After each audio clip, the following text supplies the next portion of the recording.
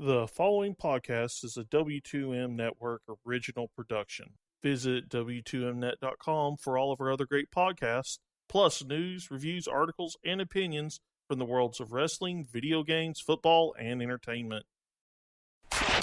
You're listening to Wrestling to the Max. Alert. Clear all channels. This is an exclusive. How you like that?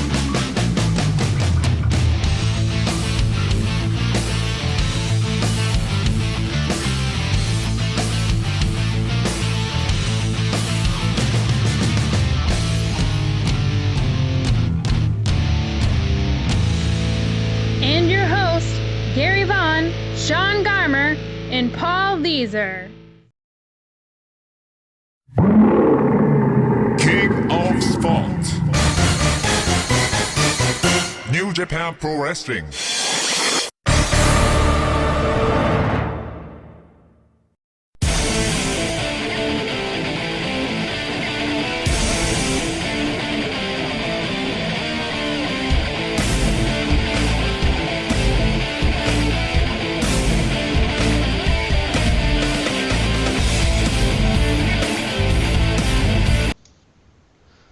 Alright, welcome to this, I guess you call it Wrestling to the Max Extra, where we are previewing New Japan's Wrestle Kingdom 11.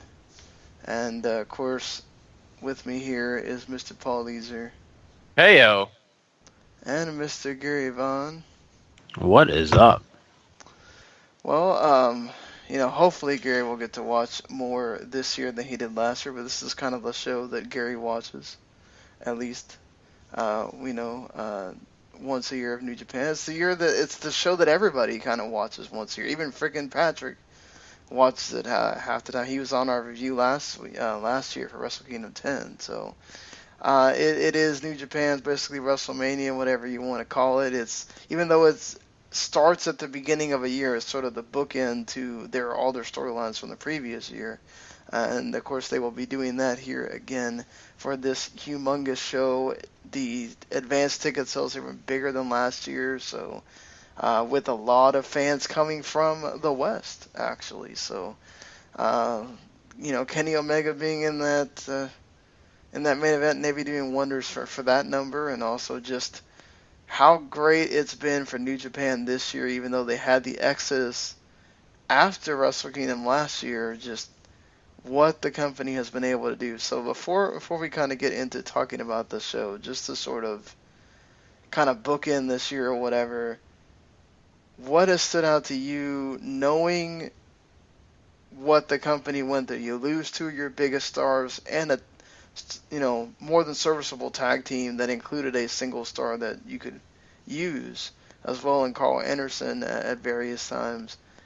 How the company has been able to endure and kind of even at times stay level and at times even supersede what they did last year. I think when you look at New Japan's year last year, arguably Tetsuya Naito is maybe the biggest reason why they've been able to stay afloat. His rise, as well as LIJ, Los Ingobernables de Japón, has been huge for that company. I think you really get to see it as far as card placement this year. I think they put a bigger emphasis on the junior heavyweights, and Kushida really stepping up, I think, helped out a lot too. So I mean, there's more than that, but I think those are your two biggest reasons, at least in the homeland of Japan. Kenny Omega obviously has been another standout too, but I mean, Gary, what you've been able to watch, I mean, you must have seen how amazing Kenny Omega has been this year, and I mean, not just from a match perspective, but how much he's grown and how much he's really kind of just been able to help this company. Kind of, hey, AJ left, well, here's the next guy, Jim, that's gonna lead the way. Yeah, exactly. And, this is a really positive for New Japan, too, because you got to think about it as well as Finn Balor left, as in AJ Styles came in, took his spot, AJ leaves, and here comes this guy who, has charisma. He's just the guy that has so much leadership in Kenny Omega. So, I mean, you got to give him all the credit in the world. He's definitely deserved everything that he's, given for this company. And just, I'm really happy to see he had so many great accomplishments this year. You really kind of questioned if he was going to be able to match what maybe AJ Styles had done. But, man, I'll say this. He's been overly impressive to me. Well, I mean, I can't get out of here before I let you talk about your boy Naito. What he's been able to do. Man. And it's not just been this year. So I want to preface this as this guy has been pretty awesome, I'd say, for the last 2 years, if not maybe, just been on this main stage. I mean, he's just been so great. And, I've been ecstatic that the fact that, really New Japan has been behind my boy Naito. They've really seen the value in him, how just his charisma, how this guy has definitely done just so much when it comes to getting these great feuds going. Because, really honestly, I think a lot of people kind of underestimated him. But I think now they know who he is, and they know he's a really big, commodity for this company. Yeah, Commodity certainly sold the most merchandise out of anybody in New Japan last year with the Los Ingobernables de Japón. The Bears were everywhere. The shirts were everywhere. Take a backseat Bullet Club because, LIJ was here to kind of carry that flag and move it forward.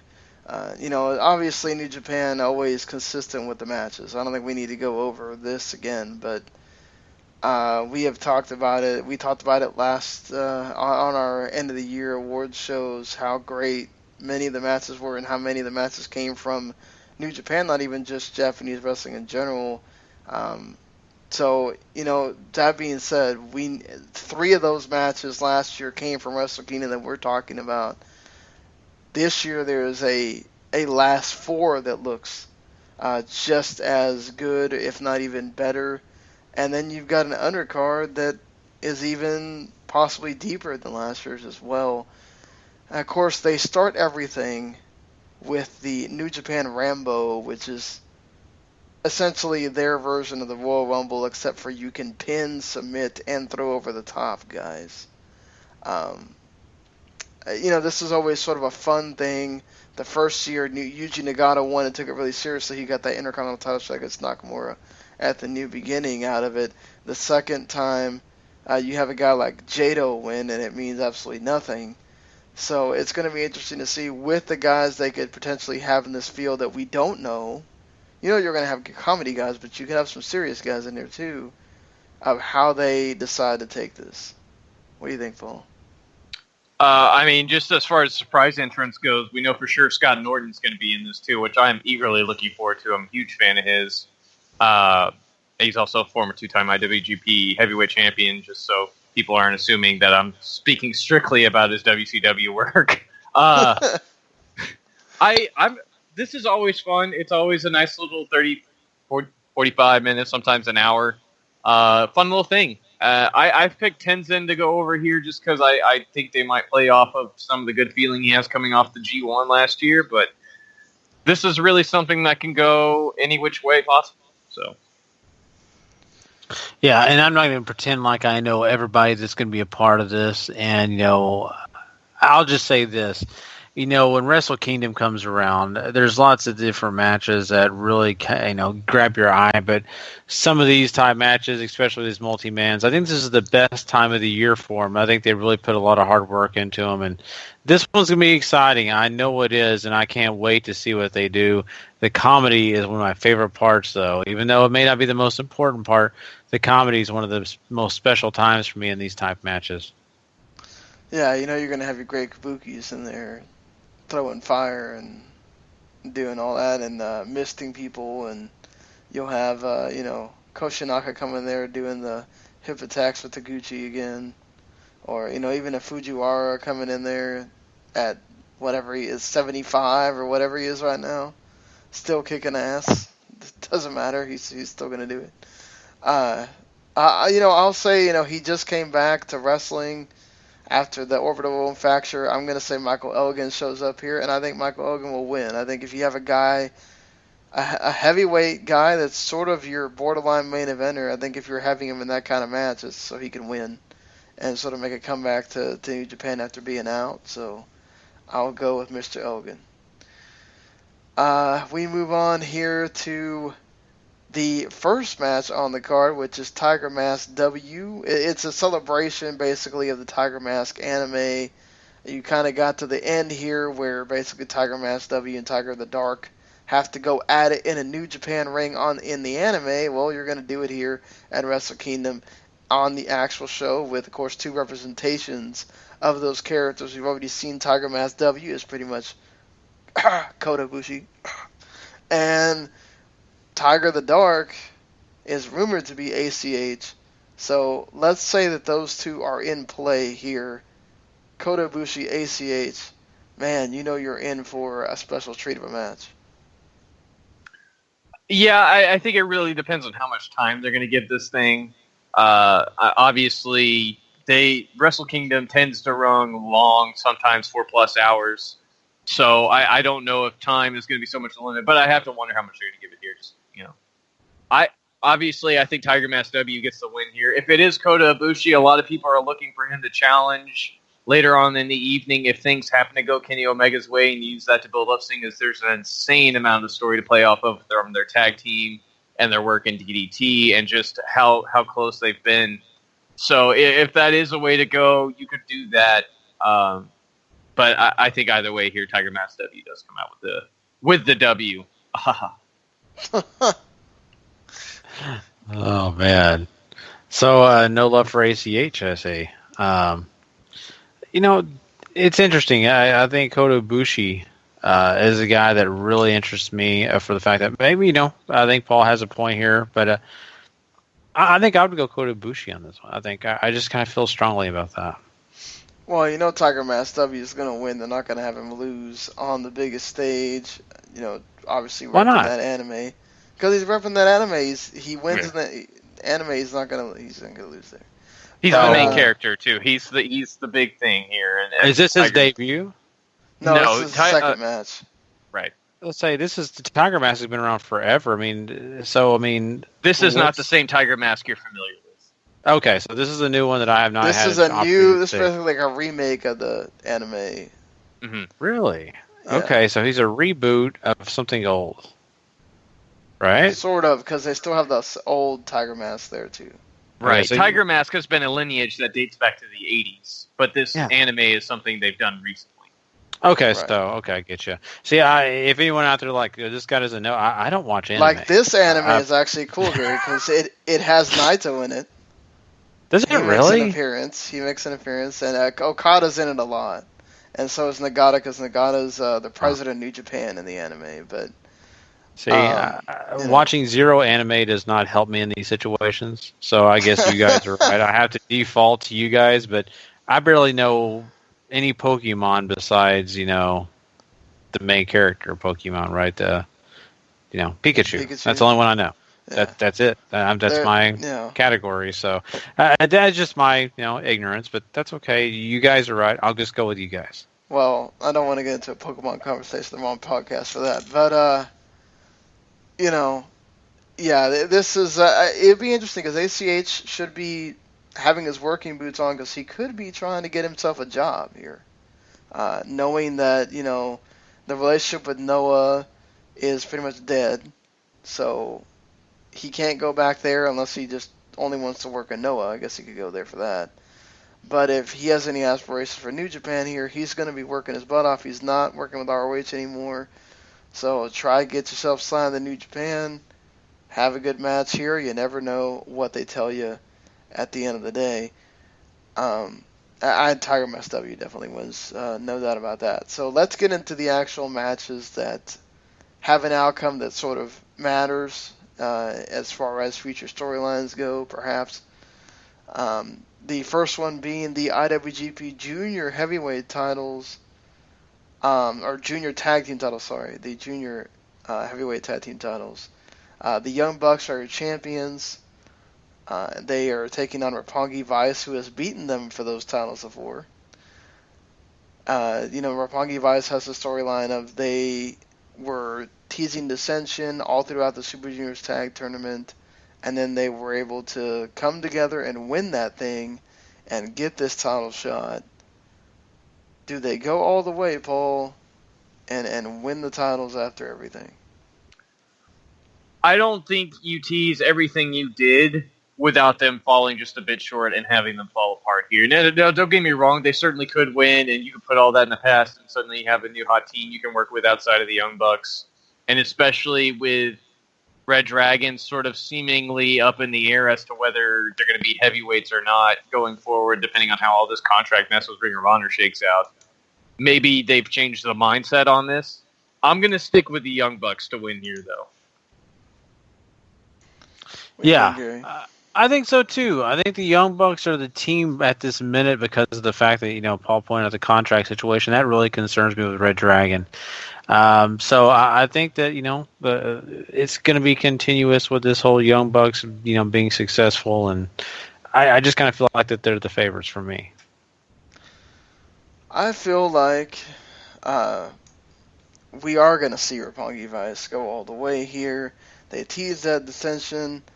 They brought it together. I think you're going to get total redemption from these guys of, Rocky Romero's going to get the victory. He's going to be able to show Beretta that, yeah, I am a team player. Don't worry about us. We are a great team. And, you kind of put things in a fresh perspective. I do appreciate what they've been able to do with the Bucks of sort of having the Bucks be the champs for a while, even though they're not, getting a lot of defenses in or whatever. But still, they've been the champs for a bit. Roppongi Vice get to win based off the story, and then so let's see where you go from here. The problem is we have seen New Japan in the past decide to basically undo a ton of what they do at Wrestle Kingdom at New Beginning the next month.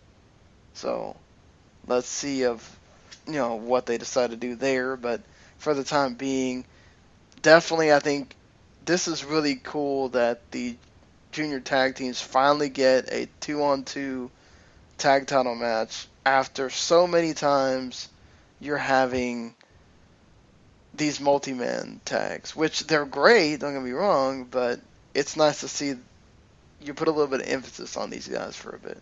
Had them tell a story, and now had them go through with it into a, just straight 2-on-2 match with the Young Bucks.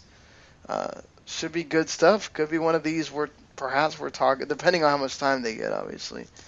But we could be talking about this as one of those underrated matches of the show. I think Roppongi Vice definitely wins. Then we move on to an interesting match here because we don't really know how this is going to go down. And in fact, even when several of the teams were talking about this match in the live press conference that they were doing before we started the podcast here, nobody seems to know how this is going to go down. This is going to go down in gauntlet format in the traditional gauntlet sense, not in the gauntlet format that TNA says gauntlet, which is still ridiculous. The way that they say it. Their gauntlet format is dumb.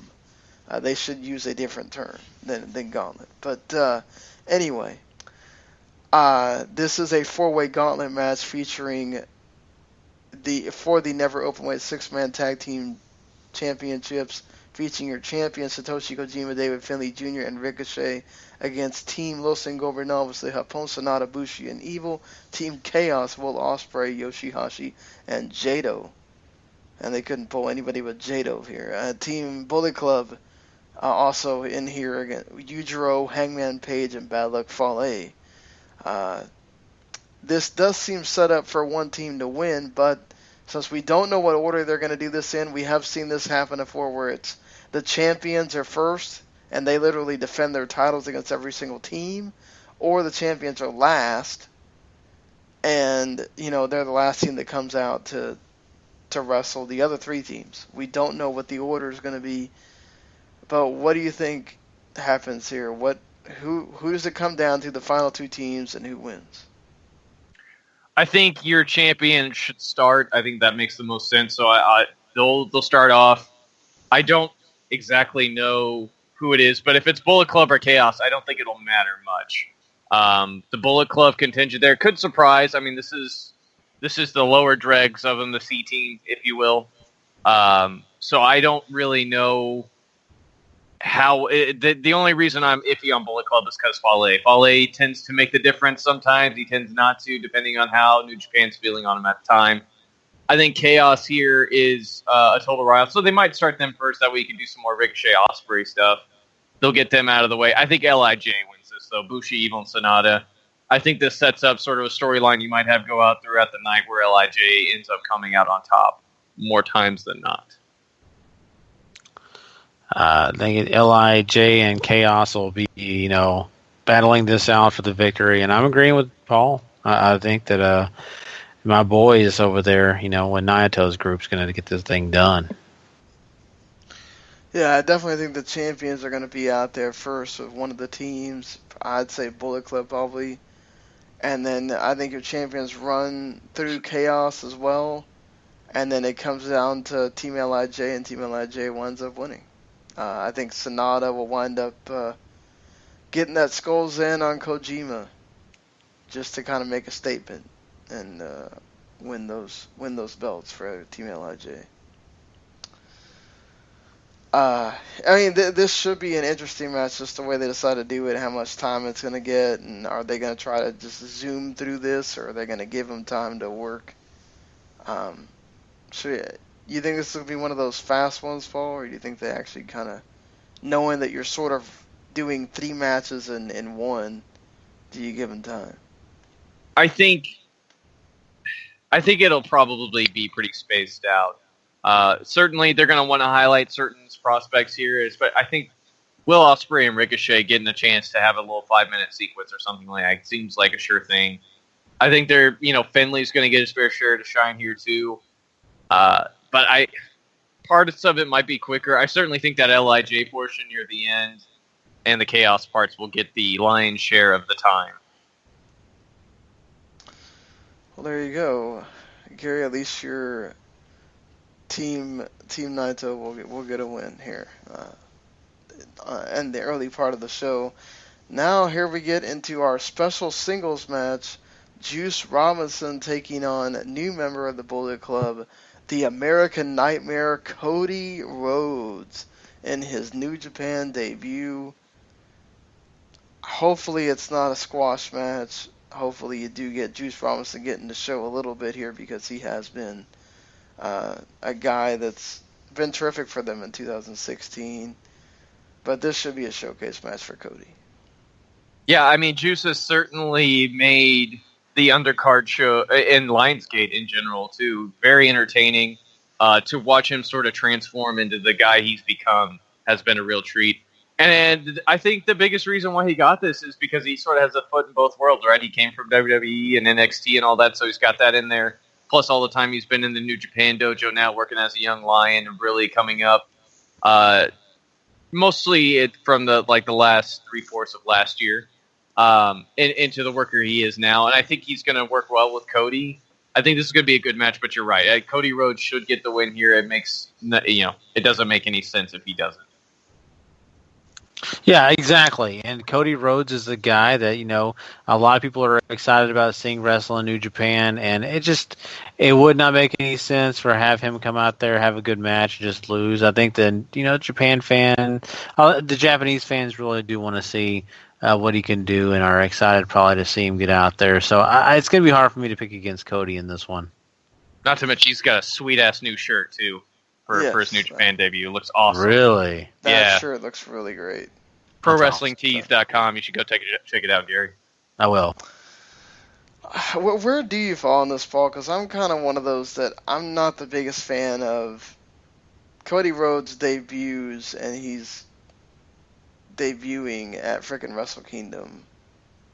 I don't have a problem with it at all. Cody Rhodes, I don't know, obviously, how much his social media campaign has reached over in Japan or anything like that, but certainly putting Shibata on the list has got the American side of this equation, which I think is a big story going into this Wrestle Kingdom show. Very invested in himself and in Cody Rhodes and everything that he's done. So I think this is another sort of way to try to get more of the North American, European crowd into this show. Is, hey, look, we got Cody Rhodes, and he's been boasting all this stuff. He has Shibata on his list, which I think plays into something else later on in the evening, too. So I'm for this personally. I think it's them trying to make as big a splash as possible. If, let's say Cody Rhodes is coming in, Gary, let's say you're Nakamura or whatever. Obviously, Cody Rhodes is not at the level of Nakamura, Gary, but he's making his debut at WrestleMania, and he's a new guy coming into WWE or whatever. How would you feel about that? You know what? I mean, I wouldn't have a problem with it. I understand from a veteran's aspect of, this guy's coming and he's going to kind of maybe push me out of my, my spot. But at the end of the day, you got to look at it as being a positive for your company and a guy that's going to come in here and help draw eyes to what you're wanting people to draw your eyes to, right? And that's your product, what you have to offer. And if this person can put new eyes on me, I'm happy. But I get that the old thought process that wrestlers have of, I should be paranoid about everything because everyone's trying to get my spot. But sometimes I think the positive side is the fact that you get people to see you do what you do because of someone else. That's fair. I just think of it as, could we have given the spot to someone and have Cody Rhodes debut at New Year Dash instead? Or, could you have had Minoru Suzuki come in and have this match with Juice Robinson and have him show up again or whatever? Just, who knows? I'm not saying like Cody Rhodes is your worst choice. I'm glad he's not wrestling Shibata here. I'm okay with him wrestling Juice Robinson. Just, we still don't know how he's going to pan out, and having him debut in this such a big pressure cooker of a place, that's a lot to put on him. But Cody Rhodes has been, making those towns everywhere. I think he'll be fine. I just hope they don't put a rocket on him and we're seeing him face Okada at New Beginning or something. Just let's temper those expectations a little bit. Going into TNA and getting a title shot much different than going in and getting a title shot against Okada when you show up. Just saying. So going into our ROH World Championship match here, with the thing outstanding that we don't know what is going on with Kyle O'Reilly because he is working without a contract. We do know that he has a lot of fanfare for New Japan. When he comes in for Best of Super Juniors, he always performs well, has a great match or two or three, and also, when he comes as part of Red Dragon, you can count on him and Bobby Fish to do great things. They're kind of doing single stuff right now. Bobby Fish also not working with a contract at the moment. Don't know if it's New Japan or WWE that he's considering. Probably New Japan, but you could just re-sign with ROH and still work as much New Japan as you really want to. If he wanted to do that. But there's got to be something. There's got to be something that's keeping him from just deciding, okay, I'm not going to re-sign with ROH. I'm sure that will come out after this show or perhaps after New Year Dash or if it comes out at all. But it's interesting because also Adam Cole, his contract is up pretty soon, around WrestleMania time. And, we know WWE's been going after him pretty hard. So it does present a problem for ROH, which ROH makes this call. I want to make this point that it doesn't matter if New Japan unless New Japan makes a deal with Kyle O'Reilly before he goes out there. This is ROH's call because it's their title as to whether or not they want Adam Cole to take it based on the contract thing, or they go ahead and say, okay, we're going to keep it on Kyle O'Reilly in good faith and hope that he signs, whatever. Let's take that out for a little bit here. Kyle O'Reilly just won this title after this huge storyline you've done with him all year. Doesn't make a whole lot of sense to have him lose the belt here. This is maybe the most complicated match on the card because of everything Sean just laid out. There's contracts, there's money, there's a lot of I don't want to say hurt feelings. There certainly is on Bobby Fish's part. A part of the reason why he doesn't want to resign is because he wasn't happy with the push and how the booking worked out, which is a fair assessment of what you can say about Ring of Honor this last year. Was that booking was very up and down throughout the entire year. But the one thing they did right was Kyle O'Reilly. They had a mission last year to build him up to be the guy who's going to wear the belt, and they succeeded. They knocked it out of the ballpark with not only with Adam Cole, but his work with Jay Lethal in the beginning and middle of the year too was great as well. So I think Kyle O'Reilly retains here. I don't think it makes a ton of sense for them to switch the belt back this soon. I think whether Ring of Honor has the entire say or not, I think they're going to want to do right still by the relationship with New Japan.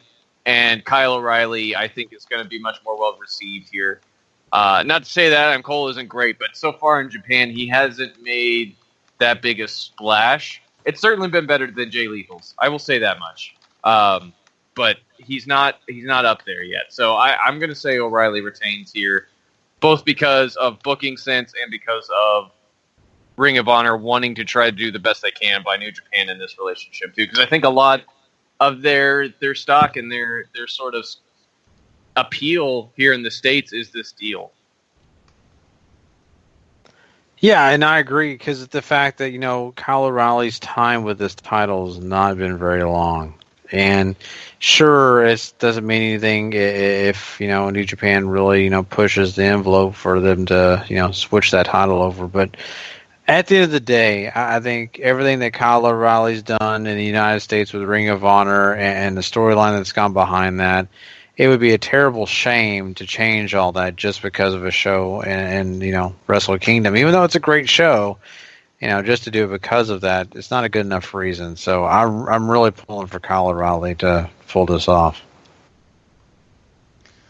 Yeah, I mean, I'm hoping O'Reilly keeps it, but I'm going to go under the assumption that even if he signs with New Japan, this is still ROH's title, and so ROH has to make the decision to say, okay, we're going to go ahead and give it back to Adam Cole. And, because once you sign with New Japan, you can work ROH, but you're obviously on more New Japan tours than you are on the ROH circuit. So, we don't know what they're going to have Kyle O'Reilly be doing in the rest of this month. I'm sure he could probably show up for those, whatever their first TV tapings are, and drop the title there if they really want to do it that way. But I'm going to go into the assumption that perhaps they still don't even know where Kyle O'Reilly is going to go after this show. And so they give it back to Adam Cole just for precautionary reasons. I hate saying that. I hate when we have to talk about things from a business perspective and not from just a pure what makes sense storyline wise, how's this match going to go thing. But I'll just say Adam Cole and we go on with that here. So after this match, you have the IWGP Tag Team Championship match, which has been made into a three-way. The Guerrillas of Destiny taking on the World Tag League winners in Tomoaki Honma and Togi Makabe. And then the addition of Tomohiro Ishii and a returning Toru Yano he was the last vestige returning from Noah, their former GHC Tag Team Champions with Noah Michi Marufuji when, G1 was going on. This feels like one of those you just throw it in there because we want to throw you a monkey wrench so you don't think the GBH is just flat out winning. But then there's also the case of, man, Ishii is somebody in this company. You can put him anywhere and you can legit think he's going to win something. And they protect Yano a lot.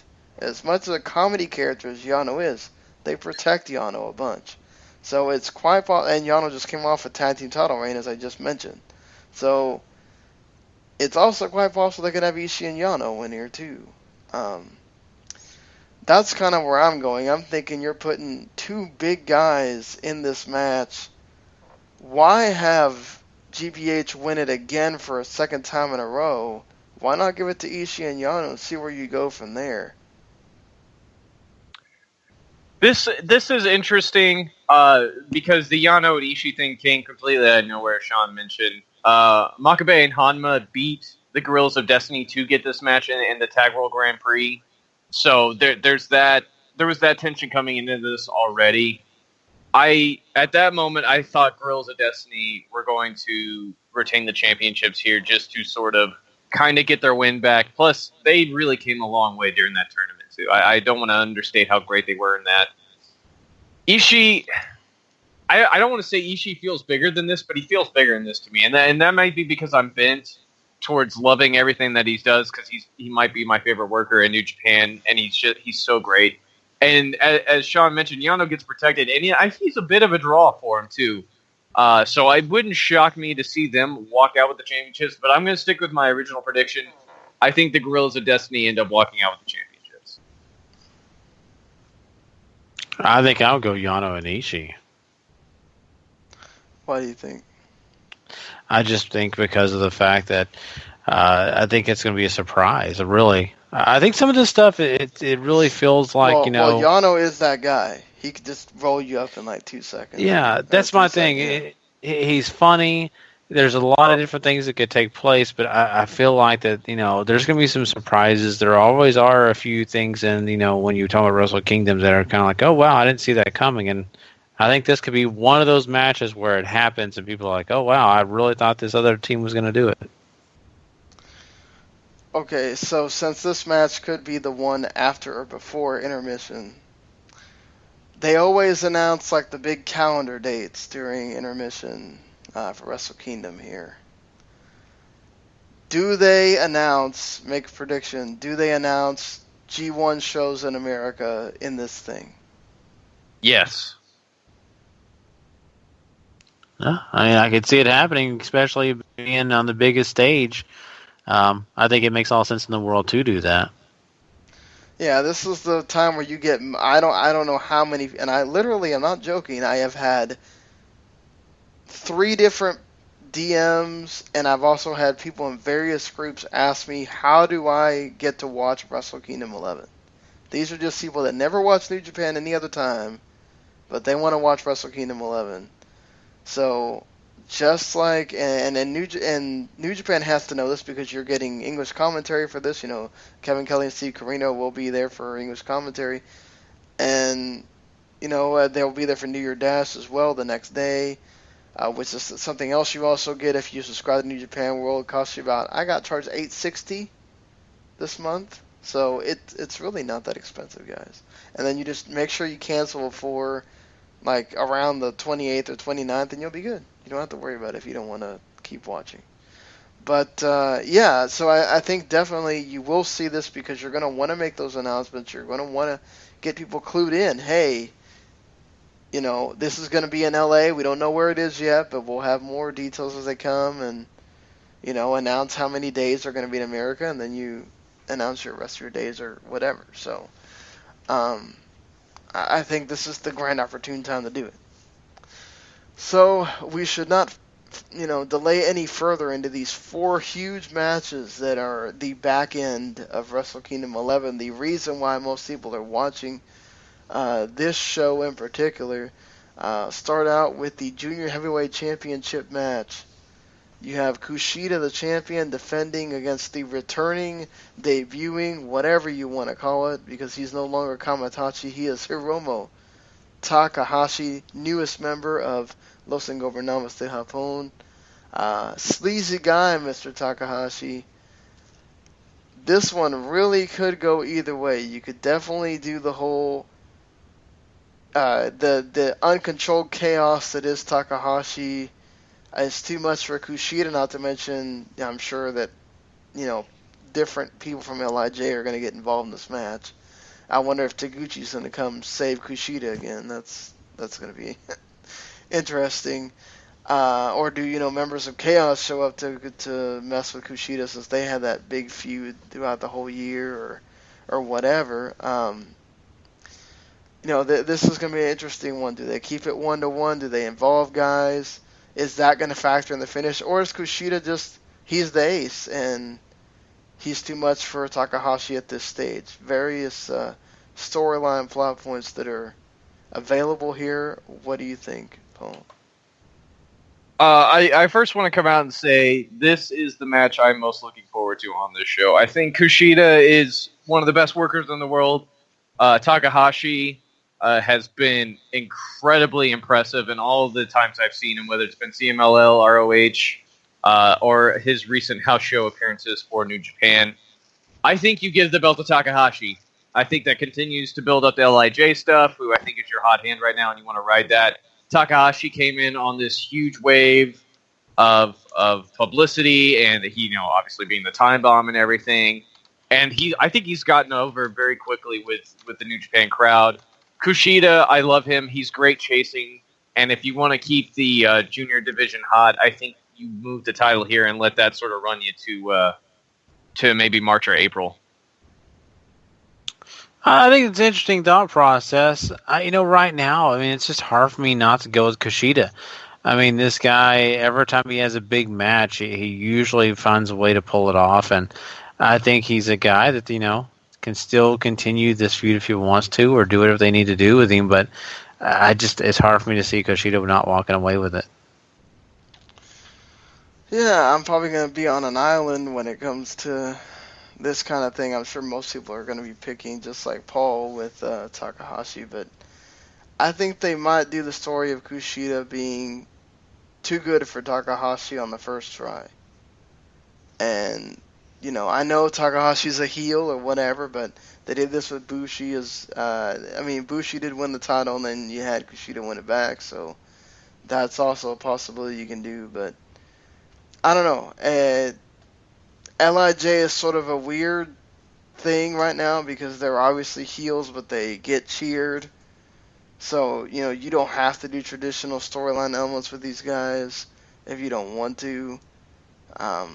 I'll say for some reason, some way, Kushida winds up winning. I'm probably going to be wrong. Because I think they'll probably wind up giving it to Takahashi just so that he kind of gets this sort of statement win. But I'll go with Kushida here. I do want to point out that if you want to watch a match of Takahashi's that is sort of a bit more available than, say, the CMLL stuff, go try to find his Fantasticomania match with Dragon Lee. That is simply freaking fantastic, and we'll let you know everything that dude is about just in one match there. The Ring of Honor match from All-Star Extravaganza, also worth your time. Agreed on that as well. So we get into your top three titles here. Never Openweight Championship match, which perhaps it was Shibata and someone else at one point, but you have to stick in his friend, former rival, former tag partner. They had a little scuffle at the beginning of the year, last year, but then it just dissipated, and they never went back to it. They're trying to get back to it now.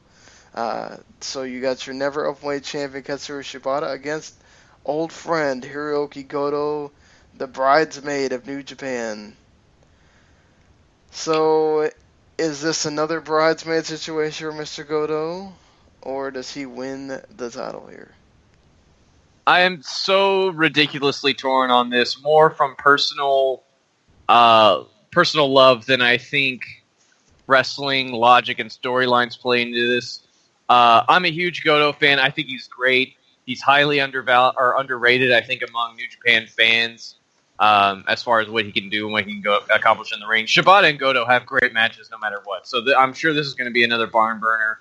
I think there's a line of thinking here that maybe Goto's time in chaos and all the stuff of him trying to find that way to matter, and him winning the Never Openweight Championship here and being the tough guy champion, quote unquote, because that's pretty much what the belt is, I think would work out very well for him, not only from a storyline perspective of trying to rebuild him, but into giving him a spotlight to work on that's maybe not one you have to rely on him to draw like you would with the Intercontinental or the Heavyweight Championship, right? On the other hand, Shibata is being pushed towards the top of the card.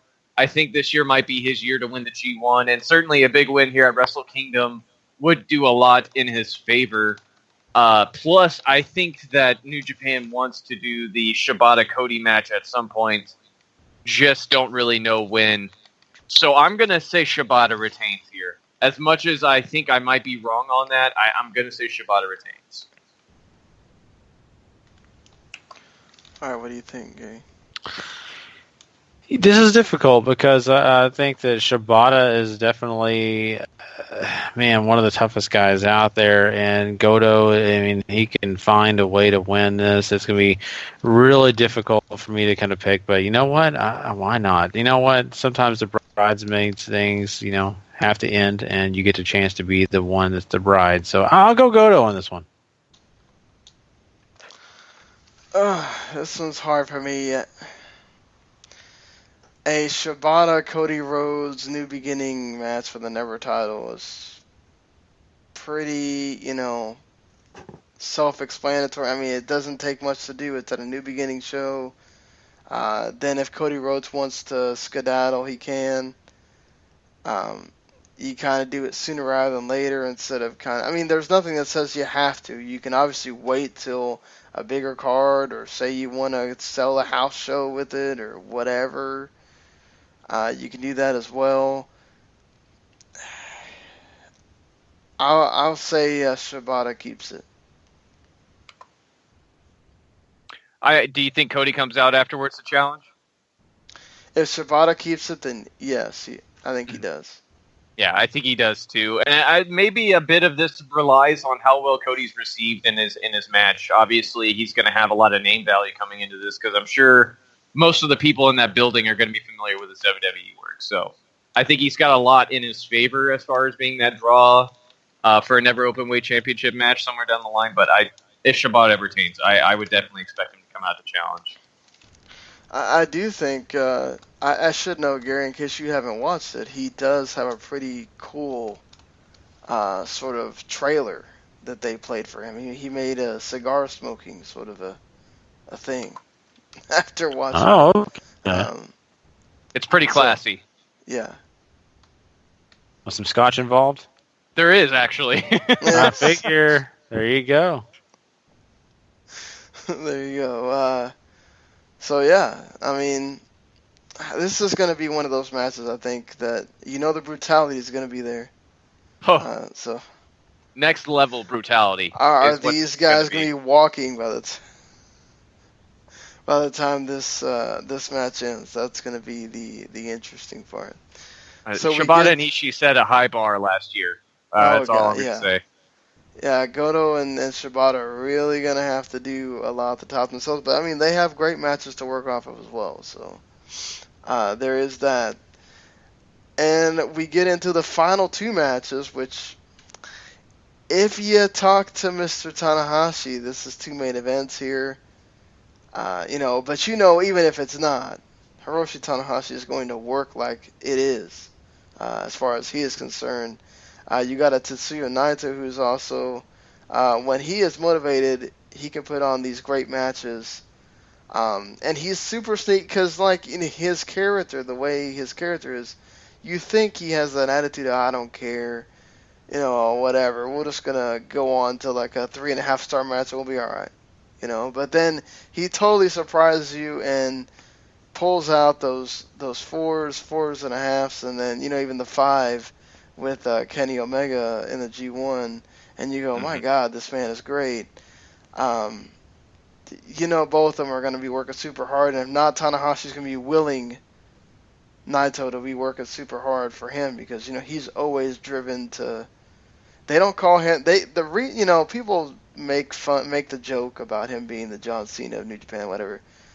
I think the reason you can really call him the John Cena of New Japan is because John Cena, as much as we give him crap, the dude is just, he's a driven guy, and so is Tanahashi. No matter what, he wants to put the best freaking show out there possible.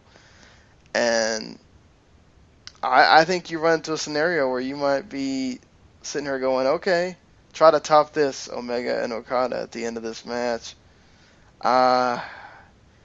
The interesting thing here is, are you going to have another situation like Kenny Omega where you have Naito win and it's the big older veteran that Naito beats, or is it Tanahashi wins to kind of set some other things in motion or whatever. I'm going to go with Naito retains here and beats Tanahashi. To like lend credence to the fact that this is a double main event, Naito, he's hugely over in Tokyo. It's insane.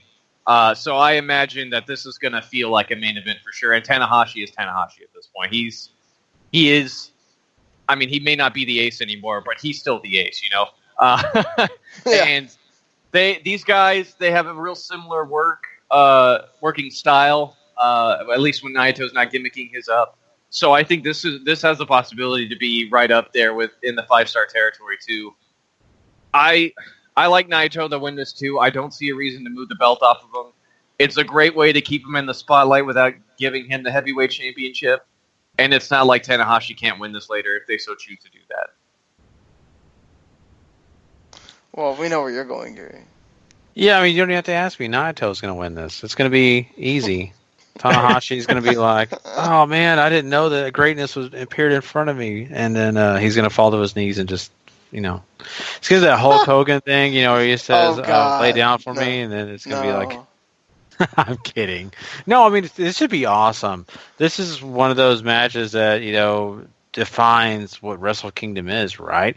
You got two great wrestlers, a legend and a young up-and-coming guy, a guy that's kind of proven himself, but, definitely can prove himself even more in a match like this. So I'm really looking forward to this. This will be the one I'll be pointing my finger to, not only because of Naito, but just because of the pure quality I think this match will be. So it's going to be exciting. And I definitely, Naito still. I don't care who it is. I got to go with my boy. Yeah, definitely watch again for the whole. We're gonna top this, guys. We're putting on a freaking classic here. Let's see what you can do afterwards. Not to mention what we're gonna get in the first two matches as well. Do they get the time and effort to be able to put on great stuff as well? But we here at the main event. The match that has been talked about ever since Kenny Omega won the G1. Now you're main eventing Wrestle Kingdom 11. Now this is a whole nother scenario that you've never been through. Okada has been here many times. Most of the time with Tanahashi, once with Naito. And then you're put in this situation where you've got two great wrestlers. You're probably going to get a great match. You don't have to worry about that. But that drive that both these men are going to have, Okada to try to keep things in place, keep the system, keep the status quo, keep Okada as a champion. He's the ace. He wants to prove that he doesn't matter who you put in his way, he's winning. And then Kenny Omega, who's going to sit there and try to have the match of his life, and the best match ever, and all that stuff. To try to win this thing, it's at some point you got to have that Triple H moment with your Wrestle Kingdom, right? You got to have that time where the guy Jen wins, and it doesn't matter if people are booing or upset. If it makes sense for your storyline, you gotta run with it, right, Paul? I mean, wouldn't it kind of make sense for Kenny Omega to win after you win the G1, and then you're gonna? I mean, yes, he would be the millionth guy to win the G1 and then lose at the Tokyo Dome. That's a normal thing, but this is different. This was hyped up to the wazoo. Everything you've done with Kenny Omega, what you get to the ability to do here by Omega pinning Okada is talk about star make. He is a total star after this. I don't know if he necessarily needs to win to be a star here, right? Kenny Omega has literally, even though everybody, I don't want to say was backhanding him, but sort of, he's not AJ Styles, I think was a lot of people's opinion of him last year. And he certainly worked like he was AJ Styles, though. A great match with Tanahashi, a great series with Elgin over the Intercontinental title in both of those cases, drops it, and then ends up working working very well throughout the G1, and even comes out on top when I don't think anybody had him picked at all to win. Or if they did, it was very, very small number that did so. And then he has these great matches at the end of the G1. It comes out defending the briefcases both time at the end of last year. There's a lot working in Omega's favor, and he's been very open and outward saying that if he wins, he wants to take that championship around the world, defend it in every place that he possibly can, and be that guy that really helps New Japan grow. And I think that's what Okada equally wants to do too, right? He wants to do the same things, and you just crowned Okada as your ace last year. I don't really know if having him lose here is the best idea, simply on that front. Okada is the guy they put all the eggs in the basket for right now. He is their top guy. I think you have him win here in a sneaky close match. Like maybe not even the Rainmaker wins it. Maybe this is the one time you break how strong that move is and have Omega kick out, right? Or something like that. You can do a lot of big stuff here without giving the championship to Omega. And if you want to do it later on down the line, absolutely. I don't think you do it here, though. What do you think? Yeah. Man? This is going to be really, really interesting. I think Kenny Omega has proven that, he deserves this opportunity. I think, this matchup is going to be kind of like the previous one. It's going to be just excellent. It's going to be one to watch for sure. It's just so hard for me to go against, what we've seen with Okada. I don't know. It's so hard for me to say that Kenny Omega is going to complete this process. It would not shock me if he fell a little short here. I got to go Okada. I know it's maybe not a lot of reasoning behind it. I just don't feel it with Kenny Omega just yet. It takes nothing away from his ability. Takes nothing away from what he's done this year. I just think this could be one of those situations where Wrestle Kingdom may not be the highlight of what he's doing. Maybe later on down the road he gets his highlight, but maybe not this Wrestle Kingdom. Yeah, it's really hard for me to look. I would happily be that person, just like Paul was with the G. I mean, like we all were with the G1, really, of saying, okay, there's no way he's winning this. Well, here we are again. There's no way Kenny Omega is winning at the Tokyo Dome. It just doesn't happen. You always have your Japanese star win so the crowd can go happy or go home happy, all that stuff. You don't have the Gaijin be the guy that walks away and have everybody shocked and crying and whatever. The only thing I will say is Kenny Omega is different than your typical Gaijin because he is also very over in Tokyo. He gets a lot of the women fans to cheer for him. And I think once you have Omega start talking Japanese, this man will be beloved by this crowd. I don't think it's going to take very much for Kenny Omega to turn. And if you ever do have him cut a promo outside of English, I think the fans will be the one pulling a Naito, and he will be the guy that they do it already for him. So it's not going to take much. So I don't think it's with Kenny Omega. It is totally not out of the realm of possibility for them to do this. I think I would with several other guys, even a Michael Elgin that's loved, I would have said no. But Kenny Omega is a different animal in so many respects, and I don't think that it would be the worst thing in the world if they. I totally agree with you that it does kind of hurt Okada a bit, but I don't think it kills Okada either if Omega wins. Especially, again, because I want to make this point clear that so many times the next month in February, so many titles switch hands. Mm-hmm. So they can easily have Omega win there. It's no big deal. But if I'm kind of thinking of it from a perspective of you want to make that moment or whatever, have Omega win, all these certain things you can do with him. I'm probably going to be totally wrong, and I'm sure, Anthony in our group, who is the big Japanese person that lives in Japan, is going to, be all over me for doing this, but Kenny Omega wins. Kenny Omega wins at the Dome, for me, anyway. I think there's a lot to be said for the winner of this match might have a look on how Kadani and New Japan is looking out on growth outside of Japan in the coming year. If you put it on Omega, I think there's a much more likelihood that they do more than the G1 outside of Japan next year or this year. I think they maybe expand out more on these relationships they have with Ring of Honor and Rev Pro and other places they have across the world. I'm sure CMLL. And you start sending him elsewhere and seeing what happens. Just simply from that point of view of you have a Gaijin who is, I think, very likable as far as America goes. That's another reason I think the Bullet Club is still around. The Bullet Club still does well here in the States. And they very much, I think, are counting on that maybe to help Omega around if they do put the title on him. So I think this is so 50-50, but I think it very much also is going to tell you how New Japan's going to attack their business plan this year.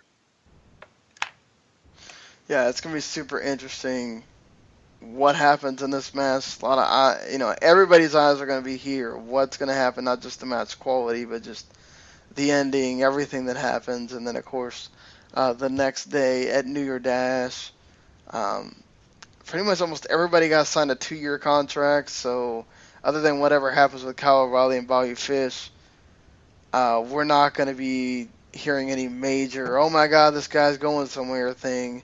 It's not happening this year, but definitely going to be a fun ride after Wrestle Kingdom and all this, what they do afterwards. So, yeah, expect they have delivered so much.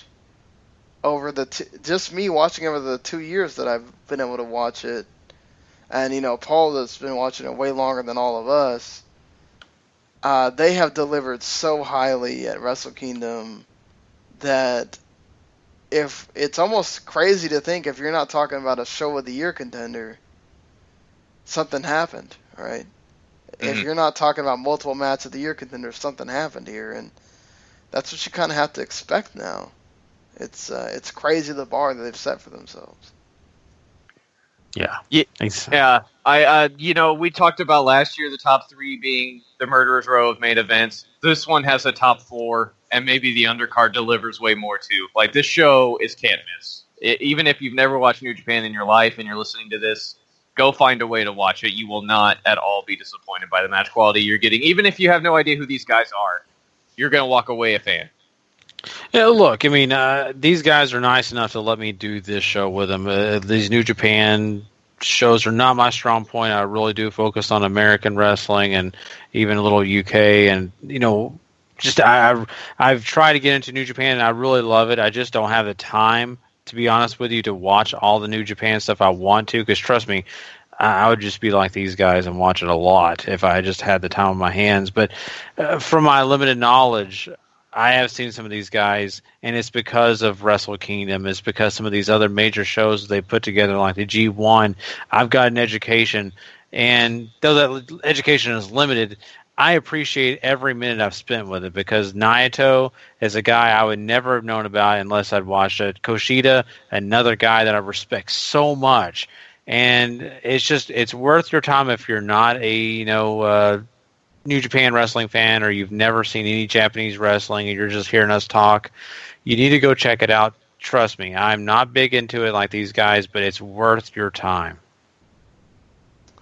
Certainly. Everything Gary just said there you go. If you're like Gary, you're sort of a casual fan, well worth your time, at least for the Wrestle Kingdom. And hell, if you got it for a month, watch your New Year Dash, watch some of the house shows, and decide if by the time the end of the month comes, hey, I want to keep it for another month, and it goes on from there. So, if you're talking about Japanese wrestling, DDT is already starting their service. I think their first major show is on the 23rd. That's going to be on that service. This is going to be a cool year for wrestling. How many more of these streaming services are going to pop up? Is Flow Slam going to be able to do more stuff? Are they going to get any kind of Japanese promotion to be on Flow Slam? That's going to be interesting too. But yeah, New Japan, this ends and kicks off their year at the same time. wonderful show that we're expecting here on Wednesday, 3 a.m. Eastern to watch the show proper, 2 a.m. if you want to watch the Rambo. Should be tons of fun. If anything, when the Rambo's over, you can watch them do some kind of weird anime commercial for 30 minutes like last year. That was awkward. But yeah. That was so weird, yeah. But all right, we'll catch you down the road, and of course we'll be here, whether it's Wednesday early in the morning or at some point on Wednesday, reviewing Wrestle Kingdom 11. Later, everybody.